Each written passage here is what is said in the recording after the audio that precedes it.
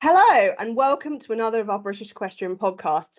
We are back for Female Health February, and this time this issue is brought to you by popular demand. We have really enjoyed the response that we've had so far to the content we've been putting out on social media. Clearly, everyone's clearly very much enjoying this. We're answering a lot of questions. There's a lot of demand there. But one of the things actually that was coming up last week, a lot of people were talking about menopause and asking us to put out a bit more information because, there's a lot of questions there and we want to help. And so here we are. We are happy to oblige. We've come together. We're putting together this impromptu episode. And hopefully, we can get to the bottom of some of those questions. Menopause is one of those stages in life that around 50% of society are going to go through at some point. But apart from kind of the obvious side effects, hot flushes, night sweats, all that kind of thing, there's often a lack of understanding about what's actually involved. So to delve a bit deeper into this, and of course the perimenopause side of it as well, and how this can affect your time in the saddle, I am joined by two people who are very passionate about this subject and are willing to come and talk about this subject, which is excellent. This is what we like. We've been there, done it.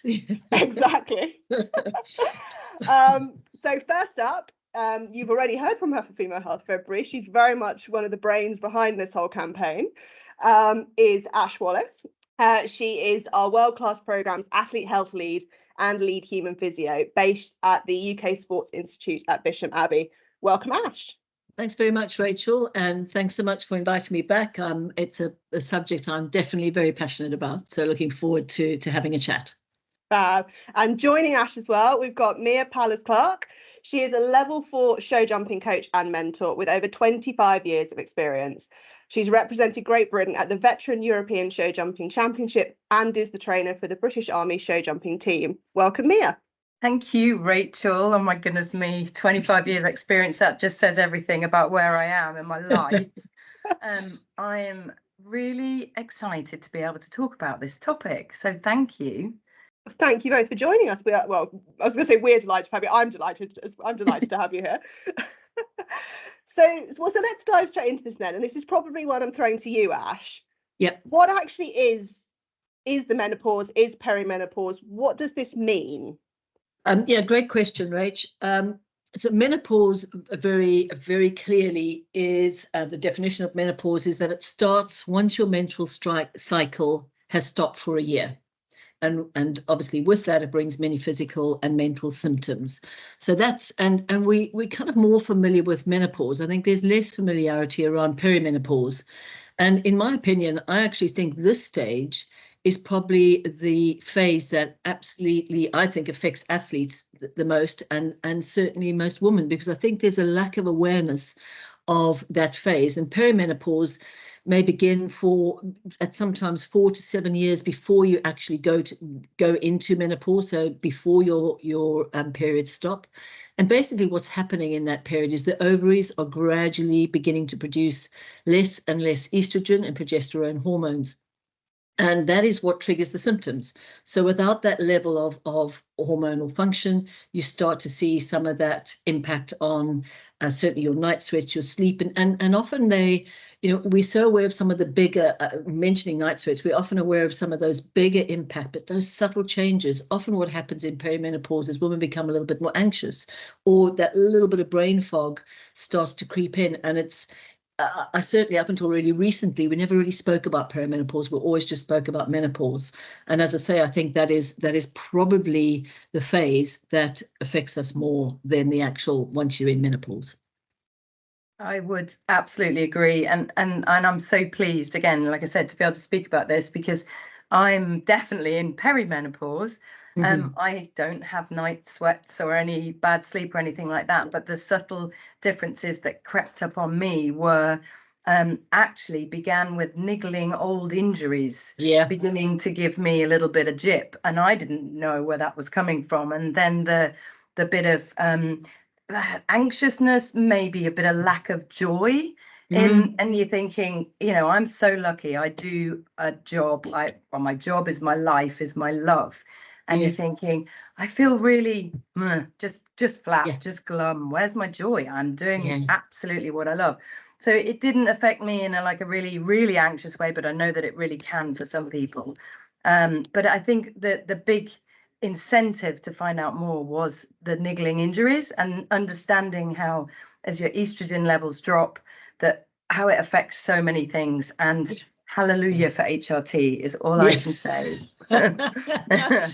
Yeah, we'll talk. I mean, I'm so pleased you mentioned that, because as I say, it is those subtle, and there's good reason for the reason why your tendons start to stiffen, and so often in that phase what we're seeing, and I work very closely with a lot of GPs, and even that awareness in our society is so often those are the women that are going to a GP or going to the doctor, and they're saying, well, you're depressed and we're going to start you on antidepressants. And I think gradually there's more understanding that it's not about depression, it's about the hormonal levels. And you're absolutely right. I'm sure we'll go into a little bit more detail, is actually what is happening to your tendons, what's happening to your muscle as a result of this reduction, mostly in estrogen. It's also, I've discovered I'm very lucky to have a GP that's very up to speed on all of this. Yeah. But it's a lottery, my little sister recently had a similar visit to her GP, and I'm being a lot more informed about this now, saying, you really need to go. I think this is what you're dealing with. And her GP said, wow, you're getting older, you'll just have to get on with it and learn to deal with your creaking back. And she's 42, 44, so not okay. No, it's not okay. And actually, Davina McCall with her program, I actually didn't see a lot of that, but I mean, fantastic that some of these women are out there actually raising the profile and having impact, where I have to be honest, where I think sometimes the medical profession has let women down. Definitely. And I think this is what's so great about this podcast, Rachel, and you putting it together, is that it starts with awareness, and it starts with everyone being more aware of what this phase looks like for women and feels like for women. Well, Rachel, definitely. I mean, that was the whole point of what this whole campaign, this whole month that we're doing, is because a lot of these areas are ones where people are maybe not comfortable talking about it. The conversations need to start so that then the awareness can come in. We all can be better informed about what our bodies are doing at the various stages of life that we're going through, and then through that better understanding, more demand for information, then we can all look after ourselves a bit better. We can stop letting these things impact the sport that we enjoy, both from a physical and obviously mental level. And it's the direction society's going, as you say, with Davina McCall. She's had her side of things. She's been very, very vocal about all this, and other campaigners have as well.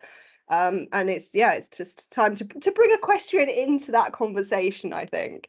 Absolutely. Definitely. And I think, as you both flagged there, the thing with this sort of menopause, perimenopause, there are some of the symptoms we all know about. We all know about night sweats. We all know about hot flushes and things like that. We've mentioned them several times, but it's a wide spectrum of symptoms, side effects that people can go through, and not everyone is going to experience it in the same way. Yeah. So the more we can talk about it, and the more we can talk about the potential side effects people might be feeling, particularly the mental ones that you mentioned there, Mia, as well, which people might not realize are linked to what's happening in their bodies. It might just be a phase of life or whatever, or linked to something completely different. Actually, if you can start to put those puzzle pieces together, then we can start to do something about it.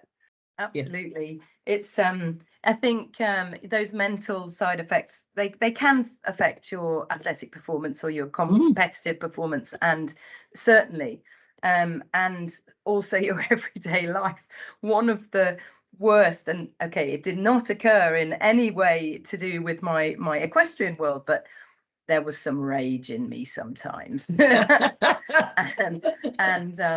when you're coaching a lot, and you're coaching a wide variety of ages, and someone said to me they thought that God must have been having a laugh when he put pubescent teenagers with menopausal women at the same time in their life. That's true. Some deep breaths, and those sort of things. And it was definitely for me last summer, these things sort of adding together, and certainly Davina's information, the podcasts, the news and health stuff, and actually being part of the youth pathway program for coaches. I attended a seminar with Dr. Emma Ross from the Well HQ, and she's awesome. Now, this seminar was meant to be for coaches coaching pubescent girls primarily, but boys, you know, understanding about puberty, well, the whole conversation became, because of the age of the people in the room, I suppose, became more about the menopause, but that they are, you know, bookends really, and it's all to do with hormones. And I, oh gosh, you know, I learned so much, and then actually was able to apply it to myself, you know, down the line, which is wonderful. And I think because we don't traditionally talk about it, you know, you just get on with it with a British stiff off a lip. Absolutely. And you know, actually it needs to be talked about. And that's why I shared your post like mad. And I want to talk about it. I think it's important. Definitely. Well, let's maybe delve into that. What are some of the ways then that some of these, I mean, maybe if we start with the sort of the physical side of things, how can some of these affect your time actually specifically in the saddle? So the physically, I went through the many years ago, 20 years ago, I broke my leg. No problem, happens. But then it began to give me jip. It was like it would almost clunk out of position and it wouldn't clunk back again. And I know that now I know that was to do with the ligaments, and the ligaments began to be less supple. So it would feel like almost like I dislocate. It was absolutely horrendous. I got stirrups with suspension in them. I've done everything. I've acupuncture, physio, and I still do all of that. But fundamentally, estrogen has absolutely turned that around. I feel great. And I also feel as muscly and as trim and as fit as I ever have done, because there's this delightfully named Meno belly that you hear talked around, and we get, you know, you get a bit soft in the middle. You go, well, I'm getting older. I don't have children, so I don't have that kind of, not excuse, but that reason. And I've definitely noticed that in that I feel stronger, fitter. Yeah, I feel really sprightly again, having got my estrogen levels back up. So that's a real positive. Yeah. I think that's a really important point in understanding for me. And you're right, that sort of meno belly, which we all experience, is because estrogen helps synthesize protein. So we have our protein that estrogen says, right, we can do, and we synthesize it into lean muscle.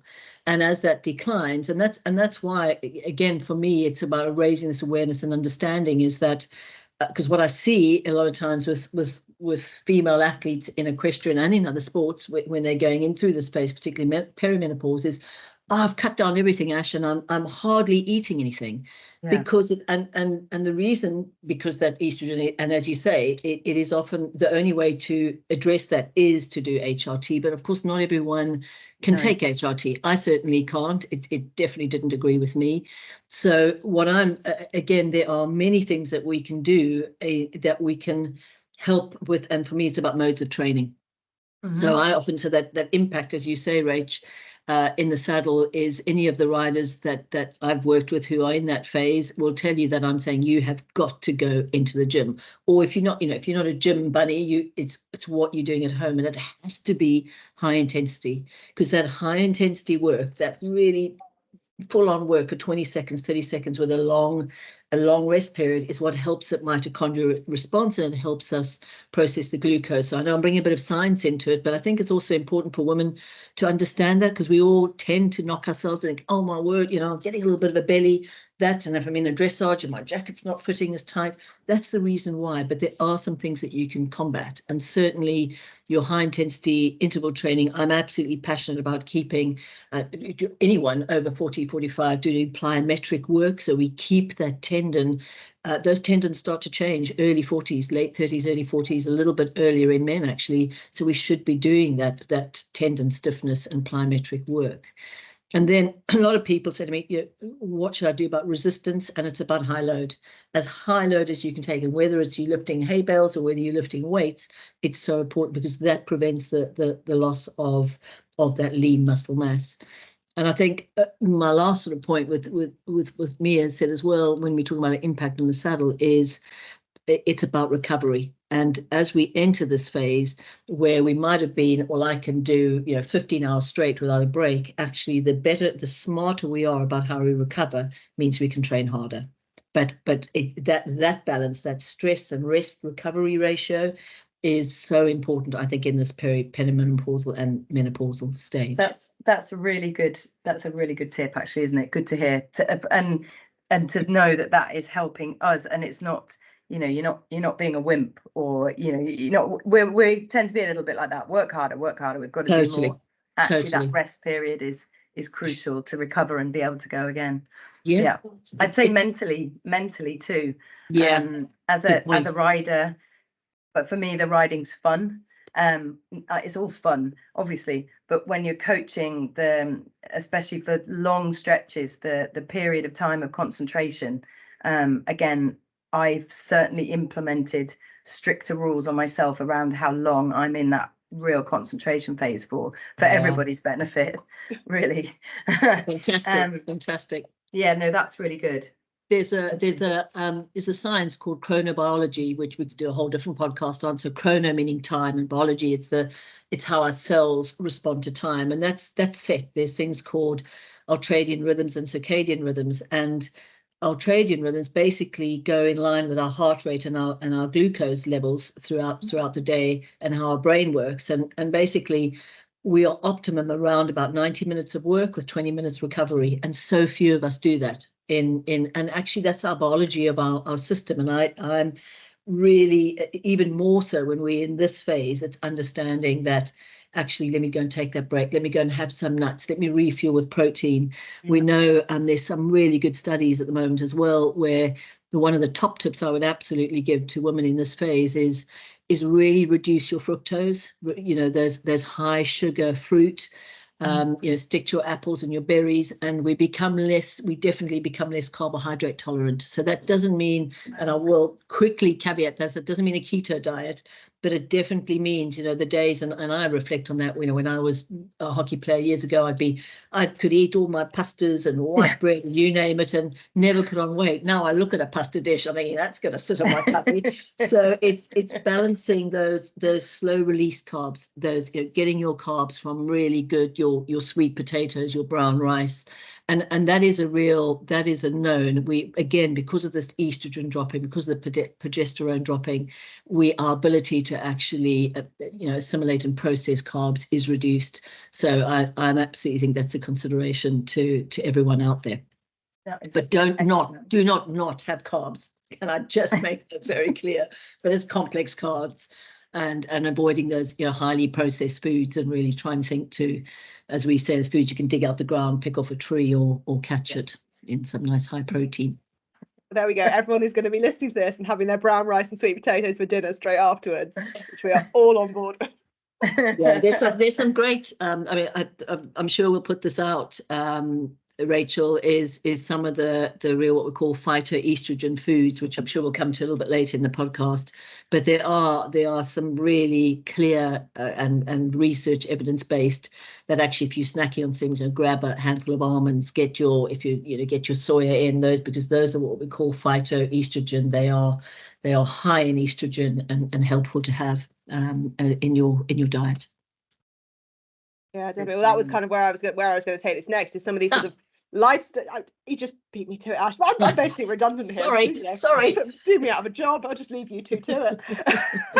But yes, but it was to go on to some of these these lifestyle strategies that you can put in place. I mean, again, we've sort of touched on it a bit there around some of the sort of gym work and the fitness work, and a bit on the food, and we can definitely come into that a bit more and talk more about, particularly on, obviously when we're on the yard, we're there a lot of the time, we're out all day, and it's making sure that you've got the right foods with you on the yard to make sure you're fueling your body and giving it what you need, and not letting yourself come into this sort of slump, which is then not helped by everything else that's going on with your body.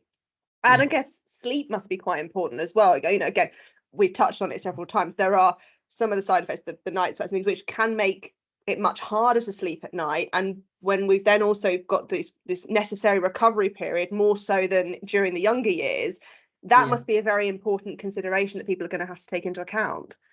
Yeah, I think sleep is massively, and in fact, probably throughout, I was one of the comments which you may have seen, because I certainly saw it on the website, was a comment. In fact, I think I shared some stuff, and a physiologist colleague of mine said, Ash, don't forget to talk about the sleep throughout the life cycle of the woman, because it is massively impacted when you both, going through, as you were chatting about me, around your pubescent and puberty, and then certainly I think any one of us who are in that menopause phase can relate to sleep being disrupted.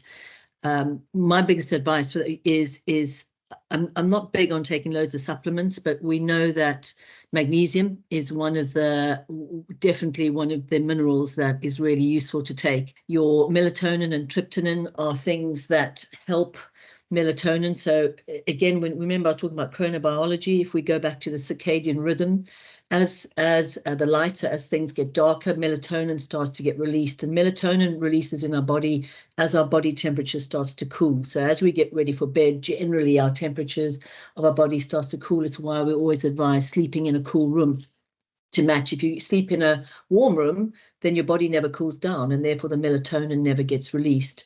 So we always talk about making your own melatonin, where go and have that bath 15, 20 minutes before you're going to get into bed, because your core temperature will increase. And then as it's reducing quicker, because you've just increased that because of the hot bath, as it reduces, that melatonin gets released. And sometimes that's really helpful to help you drift off to sleep. As I think I've mentioned before, almonds and walnuts are two of the nuts those are, I would say, absolutely number one to snack on. Cottage cheese has a lot of tryptophan in, and something like turkey. So if you are having, as a woman, having to just experiment a bit about that, reduce your carbs at night, go on to something like turkey, see if that, and then there's something called tart cherry juice. You can get that on Amazon, which again, many of my friends absolutely swear by their little shot of tart cherry juice. And we in fact use that when we're going over many time zones with the athletes. We'll give them something called Cherry Active, which helps get to sleep on the plane, and therefore hopefully reducing jet lag. So there are certainly supplementation that is worthwhile trying. And then, all the usual sleep hygiene. So sleeping in a cold room, making sure if there are bright lights, reducing the amount of television. If you just sort of slumped in front of the television for hours, that just stimulates your brain. And those are sort of the sleep hygiene areas that I think are really important too. A bit of yoga, inversion, lying with your feet. If you want to do a downward dog, that kind of inversion. We know that some of those poses are also really related to helping sleep. And the most important thing, if you are having disrupted sleep, don't lie in bed and look at the ceiling and think, I can't sleep. Get up, come downstairs, have a milky drink, or if not, just change the room that you're in and try and disrupt it that way. Read a book, don't go onto your phone where you're going to stimulate, and then just try and change the position that you're in, and often you'll drift off. But it is definitely, we could probably do a whole podcast on sleep, but I think trying some of those nutritional aspects, I think, are important. Oh, okay. Ash just keeps giving me more and more homework for this. We're going to do a podcast on sleep. We're going to do a podcast on your chronometers, all of that. At this rate, I'm going to be doing one of these a week for the rest of the year. Not that I'm complaining, because I do have great time doing them, and I also learn a lot. So, it's all good, folks. I've just learned a lot there. I've been taking notes about almonds and walnuts and stuff. Yeah. That's excellent. I was also advised by my optician about walnuts around my eyesight. I can't remember exactly why, but it was something to do with the focus in your lens and how that can react to certain things. So definitely a good one. It's a good one for heart as well. Really good for anyone who's had heart issues. I always recommend having a couple of 4 or 5 walnuts a day. Excellent. It's a great nut. So there's a snack to have on the yard as well. Yeah, have some walnuts. Yeah, and your seeds, the soya-based foods, your edamames, if you're going to have a yogurt, have a soya yogurt. You can't really tell the difference, to be honest. Flax seeds, sesame seeds are, and that's certainly what I'll do for breakfast. I'll have my sort of big bowl of yogurt with lots of those berries, and then just a handful of nuts and seeds. So you're getting that into your system. Hummus, chickpeas. Really, really good snacks to have, and all of your berries. So you can keep that energy level up, and that's so important for women in perimenopause and menopause. It is 100% something that I have absolutely learned, that you need to fuel yourself properly, in all of the roles that I have, and as I could look back over my life, how I've relied on sugar for a boost and then had a crash, and I'm thinking I'm coaching at 5 p.m. thinking, why have I got the shakes and I feel like I'm going to faint? and it took me a long time to work that out. So that's super good to know. And anyone that I coach will know that I nag them about, eating a banana, and when it's in preparation for a show, or before they eat chips or whatever. Brilliant. So, Love thank you. Thank you, Ash. but again, I know this is not just perimenopause, but the really interesting, and again, I see this a lot, exactly what you say, Mia, around a lot of riders are so busy, I haven't got time to eat, Ash, but I do eat a good meal at night. But that whole day you've gone through, and this is so important for all. You may have heard of something called REDS. We're going to talk about that in the last week of this month, which is relative energy deficiency. And we are seeing certainly our riders that have less bone density because of the fact that they're in this relative energy. You have this energy in, energy out, that whilst you might get that as a bonus at the end of the evening, you've gone through 8 hours of being energy deficient. And certainly when we're talking about bone health, and we know because of the reduce of estrogen and progesterone reducing, we're also highly at risk at this stage of having a reduction in our bone health. And for this phase, I mean, I'm passionate about that through all the phase, but I think it's one thing we as a sport we need to look at is it's a weight sensitive sport. So clearly we always, we want to keep that weight down, but we think we keep that weight down by starving, and that has a huge impact on our physiological system. It has, interestingly, the energy deficit creates a huge amount of stress in our body. So what our body does is, hang on a minute, I'm in a starvation mode here, I'm going to release cortisol. So cortisol is a hormone which then holds onto fat. So the very thing that you're trying to do, the body will go into, and that happens hugely when we are trying. And I hear that all the time with riders as they get older and think, gosh, I'm getting this tummy, I need to now deplete myself. And it actually has a really impact in certainly on bone health. Well, yeah, no. Rachel, could I mention periods and period pants? I loved putting a little shocker out there. So, Ash, that's just slightly off topic, but no, that's good. One thing that, a couple of things that have sort of been flagged in this phase have been, I know that my periods were just everywhere. Like you never know what was going to happen. And if you were at a show in a pair of white breeches, that's not great. One thing I'm really proud of is raising the issue of grey breeches many years ago with British show jumping, which were then, woohoo! It's like if I never do anything else, I feel very proud that I started that conversation.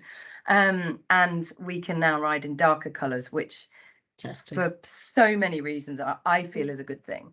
Yeah. And I finally discovered the other day a period pant that I like, because I don't like a big pant, I like a small pant. And not only does it have that side of it, but it also provides a bit of padding for us horse riders.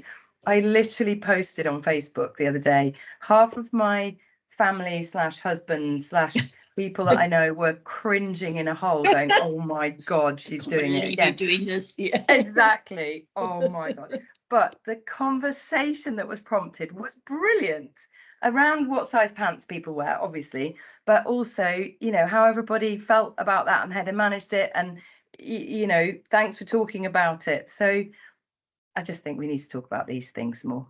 Definitely. Sorry. I mean, well, that was one of the real things that came out last week in the content we were putting out around the menstrual cycle and things like that, was people commenting on white breeches and pants and all this sort of, it's a definite talking point. And as you say, the rules have shifted now, and other colours are being allowed in, which is great. And that is because we're all talking about this stuff more, which is exactly what we want to achieve, which is brilliant. And as you say, and one of the side effects of this stage of life is changes in the frequencies of your period. So while people kind of think, oh, menopause, that means none of that anymore, you have got this whole period beforehand where things are going very topsy-turvy, and it's a consideration that has to come in alongside everything else, is these things are changing, and it's far more easy to be caught unawares. And add that to some already sort of strange anxieties that may have crept in that you don't know what they're about, and then you can imagine how that can affect a rider. And I coach all ages, but certainly your ladies around the sort of 40s into 50s that probably are professionals and ride and jump and train for fun, then there's all of those different considerations to take. So we need some joined up thinking there. So can we keep talking about it and not be embarrassed? Yeah. Definitely. Well, I mean, and that leads us quite nicely on to some of the sort of the mental stuff that happens as well, because we've talked there in quite depth about some of the physical stuff going on, but we did also touch at the beginning some of the mental changes that can happen, whether that's sort of that brain fog that you can go, the anxiety that comes in. What are some of the things that maybe people can do to kind of, obviously, well, number one, I guess, embrace that stuff, but then also what can be done to help it and support people? Yeah, I think from a mental health point of view, there's some biggies there. There's the concentration and decision making, which Mia, you've spoken about. Mood changes definitely, and the anxiety, I think, are probably the big three pillars of what happens to the brains with these changes of hormones. And I think, like anything, I think some of the stuff we've already spoken about. I think diet is really important. I think if you perhaps when you're younger, getting away with a diet where you have fast foods and a lot of, I was reading a really interesting book called Ultra Processed People, which is fascinating. You read it, you'll never have another processed food again. But I do think diet and some of the things we've touched on already are absolutely worthwhile considering. And I think stress management, I think, we talk about things like mindfulness sort of willy-nilly, but I think I always recommend ladies of certain age should go and do some yoga, go and do some movement with breathing. Pilates is really good. So we tap into our sympathetic systems, our symptom, which is fight or flight, and we want to get that parasympathetic by breathing. So I'm a real advocate for breathing, and particularly when they're preparing for competition. I'm sure you see that. I see that in a lot of riders where the breath is up here, where you just want to deep breath and just relax and use those great big bellows of lungs. And what that does is it also just calms down your sympathetic nervous system. So, and I think the big one, and we part of this talking about this now, is about seeking support. Talk about it, and actually by actually saying to someone, my God, my brain is all over the place today, and recognizing it without thinking I'm just going to, as you said, Mia, just tight, upper lip, and I'm just going to crack on, is actually, I recognize that this is something, and it's hormonally different. It's not an excuse, it's about recognizing, and I definitely think seeking and connecting with people and talking about it is really important in some of these mental considerations. I would say that is the most important thing, actually, just actually to say it, and not to sort of suck it up in our British way, to actually share that information. And certainly from my place in a coaching mode, if you like, I feel so much more in tune or aware of these things than I would ever have been previously. And so then that helps me to be able to help other people and start to talk about it. And that's just amazing. The puberty side of things we know is difficult enough, but this phase of life I would have had no clue about, even though I was merrily trundling into it. And then, suddenly you start to inform yourself. And in a coaching role, that's just amazing to be able to help others and to help them talk. And whether it's a one-to-one in a coaching session, or whether it's a group of women, or however you do it, it's everything to just get it out there. Everybody's symptoms are different, and as my doctor said to me, they're retrospective as well. You kind of don't know it's happening until it's happened, and then you sort of go, oh yeah, that's probably that, but you didn't realize it to start off with. So I think that's absolutely huge. And the symptoms are, the array of symptoms are huge. They're so vast, and you may not add them together and go, oh, menopause or perimenopause, because people's ages are vast as well when it all kicks in. And you might not realize if it's stress or nerves, or it could be anything. So doing this, what we're doing right now, I think is massive. Thank you. And I think, as you say, that perimenopause, that can start, and we always think all menopause is around your 50s, but actually those changes are happening as early as 40s, and I think we miss it, and that is definitely where you can make changes that have then less impact when you're in. Actually, when menopause happens, it's actually not too much of an issue. Yeah, that's a really good point. Actually, the very good friend of mine who has been instrumental, and because of her nature, she does a lot of research, and she handed me this research, and she's 10 years older than me, and she went, I wish I'd have done this 10 years ago. And you know, same thing, just it not being talked about. Maybe it's a slightly generational thing as well. As you know, we get better at being more open. But yeah, absolutely, that prevention for the future, you're just going to go through it hopefully in a much healthier way. And I think, and you've said it, Mia, is the education point of view, is that self-education, and I'm sure Rachel after this will share, there's some great books out there. Next Level by Stacey Sims, I think, is one of the best books I've read on just really sound advice going through these stages. But there's just so much information. So I'd absolutely be saying to any listeners to this podcast is really educate yourself in what is out there. And then finally, what we haven't spoken about, but is HRT, because again, so many women think, oh no, you know, that's cancer forming, and you know, it increases the risk of uterine cancer. And back in the day, yes, it did, because they used to give high levels of estrogen without realizing that actually, if you still got a uterus, you need to protect it with progesterone. So now every HRT, whether it's in a pill form or whether it's transdermal, or a patch, will be a balance of estrogen and progesterone, and that just completely reduces the risk, unless of course you've got a big family history of course uterine cancer. But to also put that out there to the listeners that there's much less risk and there's so much more knowledge. It's a much smaller dose, a microdosing of estrogen and progesterone. But do make sure that as you say, most of the GPs are far better educated, but you know, with you educating, saying, hang on a minute, it's got to be a mixture of estrogen, and I need to protect my uterus if I've got one, with progesterone. Absolutely important. It's someone described it to me as the estrogen is making the grass grow and the progesterone is the lawnmower. Absolutely right. Keeping it in check. Keeping it in check so you don't have that proliferation of cells in the uterus. Absolutely. Made sense to me anyway. Yeah, definitely. And it's one to have a conversation with your GP. And you know, we've touched on the fact that some GPs are better educated than others, even though, you know, it's definitely getting better out there. So, you know, to find someone that, you know, who's supportive, you can work with, to find the solutions and the support where you can, and to help you, because as we said, everyone is unique, everyone's different, everyone's going through this in different ways. And you know, we touched on it at the beginning, so you know, the HRT or hormone replacement therapy, I think it is in full, works better for some people than it does for others. So it's not a one size fits all solution. You know, as with everything we talk about when we talk about with health, it doesn't work for everyone in the same way. So it's experimenting, finding what works for you. As you said, you know, doing the research, looking at what's out there. We're definitely going to try and signpost to some of these resources on our website. Everything we talk about throughout Female Health February is available on the British Equestrian website, britishequestrian.org.uk. And there's a dedicated page there that's got all these resources, all the graphics and stuff that we put out.